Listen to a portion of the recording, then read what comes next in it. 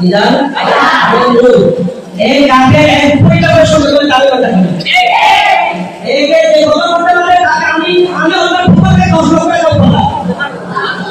আজহারি এখন কাল্লার দাম 10 লক্ষ টাকা। অবশেষে কি আজহারি কাল্লা কেটেই ফেলা হলো নাকি কাটা হবে?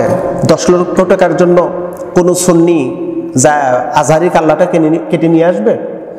এই সাদিকুর রহমান হাশিমির অফার, মিজানুর রহমান আজহারির কাল্লা আনতে পারলেই তাকে 10 লক্ষ টাকা পুরস্কার দেওয়া হবে। তাকে হত্যা যে করতে পারবে তাকে 10 লক্ষ টাকা পুরস্কার দেওয়া হবে। অবশেষে কি মিজানুর রহমান আজহারির কাল্লাটা কেটেই ফেললো? আস্তাগফিরুল্লাহিল আযীম, নাউযুবিল্লাহি মিন যালিক। এমন বক্তব্য যে দিল ওর কলিজে একটাবারও কাঁপলো না। তুই কার বিরুদ্ধে বক্তব্য দিলি? এই পীর পূজারী, মাজার পূজারী, ভণ্ড, বেদাতি, শিরক প্রমোটকারী, তুই কার বিরুদ্ধে কথা বললি? তুই একটাবারও কি ভাবলি না? মিজানুর রহমান আজহারির অপরাধ কি? কোন অপরাধে তাকে তুই এত বড় কথা বললি? আমরা তো বক্তব্যটা শুনেছি। এই পীর পূজারী, মাজার পূজারী, শিরক প্রমোটকারী কোন একটা ওরসের বক্তব্য দিতে গিয়ে তিনি বলতেছে যে মিজানুর রহমান আজহারিকে যদি কোনো ব্যক্তি কাফের না বলে সেও কাফের, যদি কেউ সন্দেহ করে সেও কাফের। এ হলো নবীর দুশ্মন। মিজানুর রহমান আজহারি নবীর দুশ্মন, যার কারণে তার কাল্লাটা কাটতে হবে। 10 লক্ষ টাকা পুরস্কার। কি অপরাধ তার? মিজানুর রহমান আজহারি উম্মাহাতুল মুমিনিন খাদিজাতুল কুবরা রাদিয়াল্লাহু তাআলা আনহা বাড়ি থাকাকালীন সময় প্রিয় নবীজি তার বাড়িতে কাজ করতেন। গরু বাছুর, ছাগল, বকরি, ভেড়া, উট, দুম্বা এগুলো মাঠে নিয়ে যেতেন, ঘাস খাওয়াতেন, বাসায় নিয়ে আসতেন। আমরা জানি যারা এই সমস্ত তত্ত্বাবধানে থাকে তাদেরকে রাখাল বলা হয়, কাউবয় মানে রাখাল। এই ঘটনাটাকে বোঝাতে গিয়ে তিনি ইংলিশে বলেছিলেন কাউবয়, রাখাল। তো এখানে রসুলের মানহানি কি হলো? রসুলকে বেজ্জতি করা কি হলো? রসুলকে এখানে কোন জায়গায় মানে খাটো করা হয়েছে? রসুলের দুশ্মন হলো কিভাবে? কিভাবে হলো? রসুল কাউবয় ছিলেন, রাখাল ছিলেন। রসুল ধনী ছিলেন না, গরিব ছিলেন। আল্লাহ পাক সেখান থেকে তুলে নিয়ে নবুয়তির পরিচয় করে তাকে দিয়ে রাষ্ট্রপ্রধানও বানিয়ে দিলেন। শুধু রসুল রাখাল ছিলেন না, তিনি তো রাষ্ট্রপ্রধানও ছিলেন। তো ঘটনাক্রমে যখন রাষ্ট্রপ্রধান তখনকার ঘটনা একটা, যখন তিনি কর্মচারী ছিলেন তখনকার ঘটনা একটি আলাদা। যদিও রসুলকে আল্লাহ সুবহানাহু ওয়া তাআলা সবচেয়ে মর্যাদার সুউচ্চ আসনে সমাহিত করেছেন। আল্লাহ পাক রসুলকে একটা বড় নাম ধরে ডাক দেন নাই, ইয়া মুহাম্মদ এ কথাটা বলেন নাই। বলেছেন ইয়া আইয়ুহান নবী, হে আমার নবী, হে আমার রসুল। ইয়া আইয়ুহার রসুল, হে আমার প্রিয় দ্রুত। কিন্তু অন্যান্য নবীকে আল্লাহ পাক নাম ধরে ডেকেছেন, ইয়া মূসা, ইয়া ইব্রাহিম, ইয়া ঈসা, এভাবে ডেকেছেন আল্লাহ। কিন্তু রসুলকে মর্যাদার সাথে ডেকেছেন, সম্মান দিয়ে ডেকেছেন, ইয়া আইয়ুহার রসুল, ওগো আমার নবী। ইয়া আইয়ুহাল মুজাম্মিল, হে চাদরাবৃত রসুল। হে ইয়া আইয়ুহাল মুদ্দাসসির, আমার রসুলকে কত সম্মান করে ডেকেছেন। তবে হ্যাঁ, নবুয়তির পরিচয়ের পরে আল্লাহ সুবহানাহু ওয়া তাআলা রসুলকে একটি আলাদা ক্যাটাগরি দান করলেন, সম্মান দিয়ে দিলেন। তো সেই সময়কার ঘটনা, খাদিজাতুল কুবরা রাদিয়াল্লাহু তাআলা আনহার বাসায় বাড়িতে কর্মচারী ছিলেন, সেই ঘটনাকে বোঝাতে গিয়ে তিনি কাউবয় বলেছিলেন। এটা তো রাসূলুল্লাহর মানহানি হওয়ার কোনো প্রশ্নই আসে না, কোনো প্রশ্নই আসে না। তো এই ঘটনাকে কেন্দ্র করে এত মাতামাতি করার তো কোনো অপশন নেই।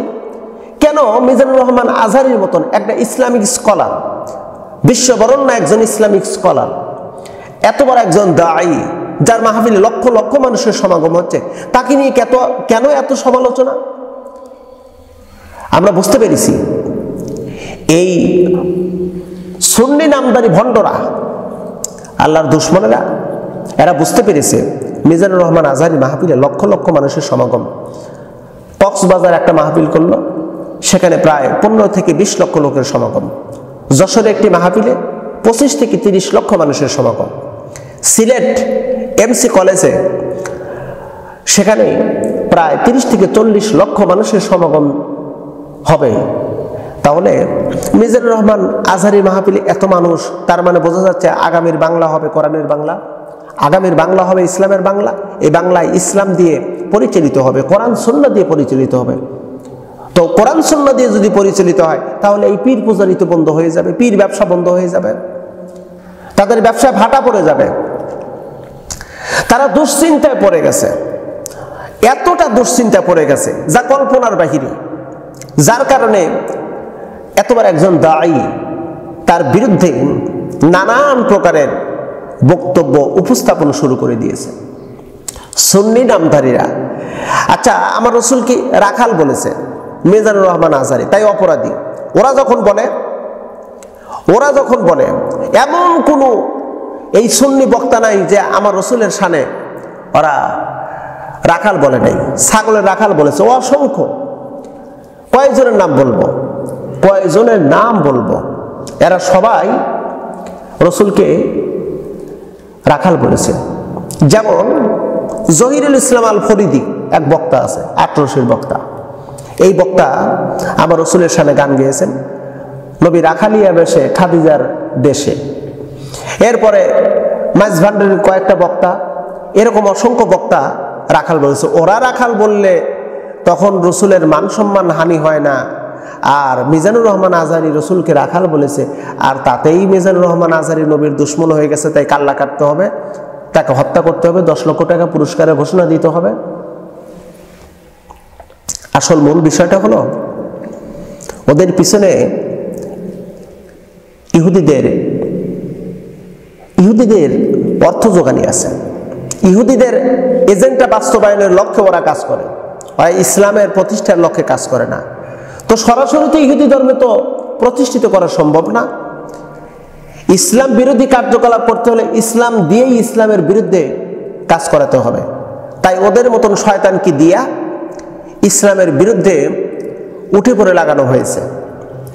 মূল উদ্দেশ্য হলো একটাই, ওরা চায় না এই জমিনে ইসলাম প্রিয় মানুষগুলো হোক, কোরআন প্রিয় মানুষগুলো হোক, কোরআনমুখী মানুষ হোক, এটা ওরা চায় না। যার কারণে নানান প্রকারের ফতুয়া, নানান প্রকারের মিথ্যা তহমত, যা শুনলে কলিজায় কম্পন শুরু হয়ে যায়। বলে কি এত বড় মিথ্যা কথা বলতে পারে, এত বড় মিথ্যা কথা। ঠিক এদের কারণেই মিজানুর রহমান আজহারী দীর্ঘ 5 বছর আগে কিন্তু বাংলাদেশ থেকে চলে যেতে বাধ্য হয়েছিল।